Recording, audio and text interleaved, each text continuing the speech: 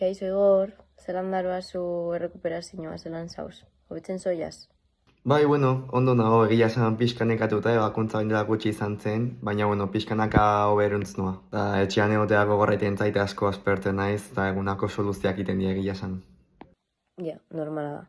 Azkenean, errotzinak aldatzen dira eta aspertura agertzen da. Baina, garrantzitsuena da, indarrak hartzen ari zarela. Zer nolako laguntza izan duzu etxean, errekuperazioagatik eta? Egia esan laguntza asko jasotzen nahi naz, eta lehorretik eskerrak eman behar dizkiot bai nire familiari, oso gainean dagoela, batuta gehiagi. Batez ere gurasoak, eta gero nahi arrebak baita nirekin ibiltzen dira, egunako soluzioak iten zaizkit, eta beti laguntzen daude. Eta gero, lagunekin, bideo-llamadak, ordenagailuan jolasten batera, batzuk etortzen dira etxera bisitan, baina egia gelako giro hori faltan botatzen dutela. Ja, ulertzen dut. Azkenean zuretzako ikaskideak oso garrantzitsuak dira, baina horrek bai pisu handia deko eta oso garrantzitsua da. Eta pentsa laster egongo zarela berriz ikasgelan lagunekaz egoteko. Alzauz gogotzu? Bai, gogazko ditut klasera bueltatzeko, pixkat faltan botatzen dut klasekidekin egotea eta orokorrean eskolako giro hori. Igor, lehenik eta behin, zoriondu nahi zaitut, ikusi ogulako irakasleok oso ondo ari zarela ariketa txikietan eta oso ondo moldatzen zarela. Zergatik uste duzu horrelakoetan moldatzen zarela hobeto? Zergatia argi ez dudan arren, nire ustez behintzat da ariketa horiek errazagoak direlako edo simpleagoak direlako eta helburu horiek lortzea errazagoa delako. Hau da, ariketa luzea denean eta garapen zailago bat eskatzen denean, orokorrean nik denbora gehiago behar dut eta horrek frustrazio pixkatera egiten du niregan. Eta horregatik, helburu txikiak lortzea nire ustez, nire kasuan behintzat, hobego datorzkit eta errazago egiten zaizkit. Bai, azkenean, lan txiki bat edo ariketa txiki bat amaitzea bai arrakasta bat da, naiz eta txikia izan. Beraz, ondo eta gainera hori bai oso garrantzitsua da. Bai, egia esan, konfiantzan sartuta, irati, nire arrakasta ikusten dutenean ariketa txikiak egiterakoan, niregan konfiantza gehiago hartzen dut eta autoestima pixkati jotzen zait. Eta konfiantza gehiago hartzen dut urrengoan ariketa komplexoagoak burutu alizateko, ezakit nona azaldu. Objektibo laburrak lortuz, gero objektibo luze horiek lortzea errazago egiten zait eta nahi zain beste frustratzen egia esan. Gainera bai, irakasleok ikusi dugu talde lanetan parte hartzen duzula gehiago, eta guk uste dugu ondo moldatzen ari zarela. Zelan ikusi duzuzuk edo zelan sentitzen zara horrekin? Oso gustura aritu nintzen klasekidekin batera talde lanetan, hainbat arrazoiengatik lehenengo sozializatzeko aukera ona delako. Eta gero baita ere, nire kasuan behintzat, nire aburuz, nire ustez behintzat, talde lanek implikazio gehiago eskatzen dute nirekiko, bestekiko baita errespetua behar delako eta guztiek gure zatia egin behar dugulako. Eta horren bestez, niri hobeto datorzkit implikazio hori lortu alizateko eta gainera baita ez bakarrik sentitzeko ez lan baten aurrean. Eta guztiok zalantza horiak ditugu, guztiok gure elkarrengan laguntzen gera, ezakit, gusturago sentitzen naiz orokorrean talde lan bat burutzean eta nire ustez, behintzat, nire kasuan oso lagungarria iruditzen zait. Primeran azkenean taldean lan egitea oso garrantzitsua da, taldean integratzea. Eta guk irakasleok ikusi dugu zure ekarpenak gehiagoz eta gehiago baloratzen direla, beraz oso ondo. Eta horrek seguramente zure autoestimoan eragin positiboa izango du, ez? Egia esan asko hobeto sentitzen naiz nire buruarekin ikusten dudalako pelaburreko eta peluzeko ariketetan gai naizela helburuak lortzeko, ez? Baloratua sentitzen dut nire burua, gai naizela ikusten dut, autoestimoa igotzen zait, ez dakit badirudi behintzat gauzatzuk ondo egiteko gai naizela. Oso ondo, Igor. Baina badira gauza batzuk kontuan hartu behar ditugunak, adibidez, lan luzeagoetan uste dugu ikusten dugu harreta galtzen duzula eta azkenean ez duzula maitzen lan horiek.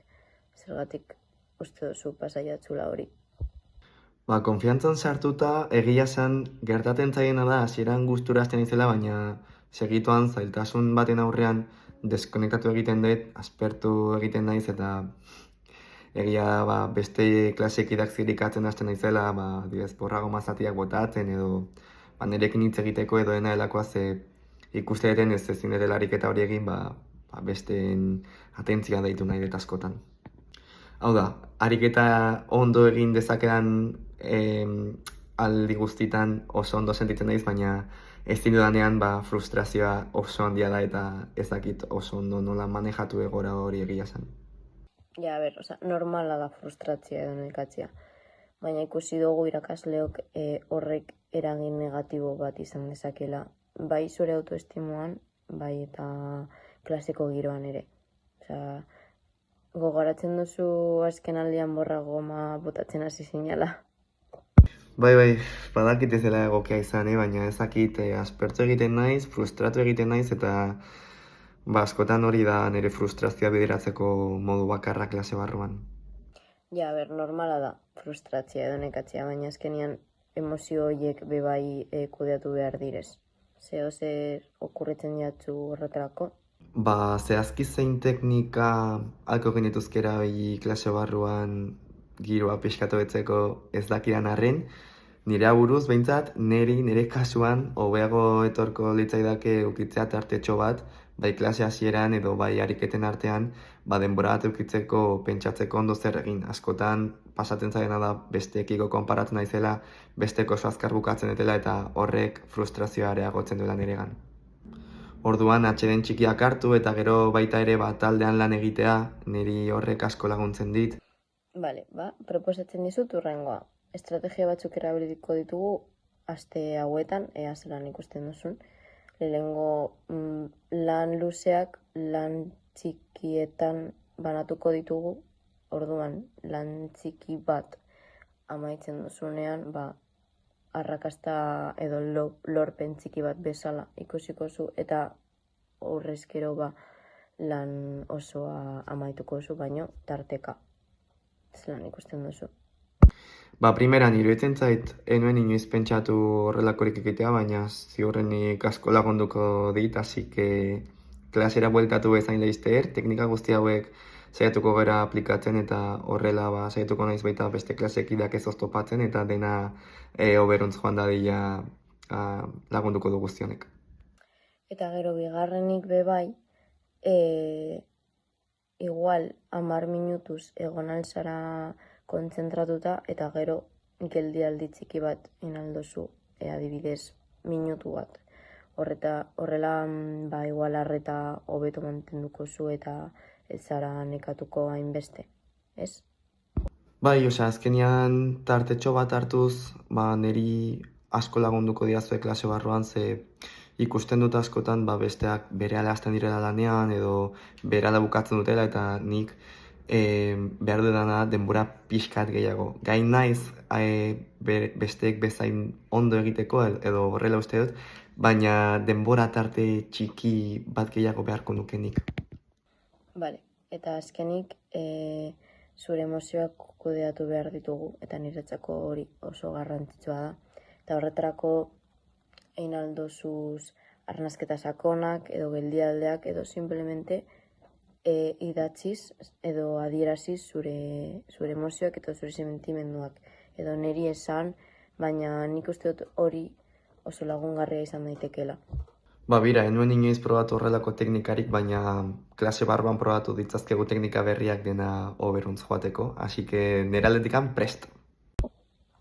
Primeran, zuk jakin nahizun zure lorpen guztiak balioetziko direla, guk irakasleok balioetziko ditugula, eta azkenean zure alegina bebai aitortzen da.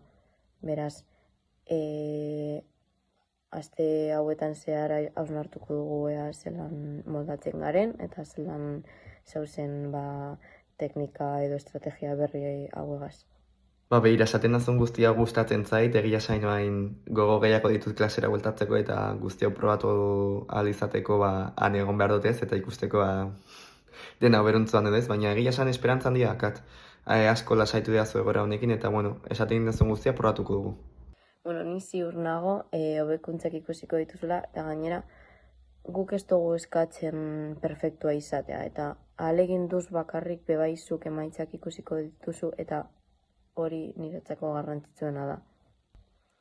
Igor, animo beraz zure ikaskuntza prozesuarekin, zeo zer behar baduzu edo laguntza behar baduzu gu hor egon gara, beraz, laster arte.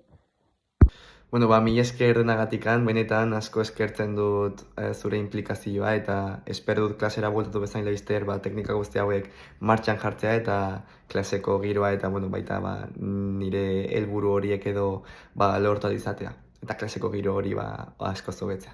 Así que hori, mila esker denagatikan Irati, ikusiko gea, aio!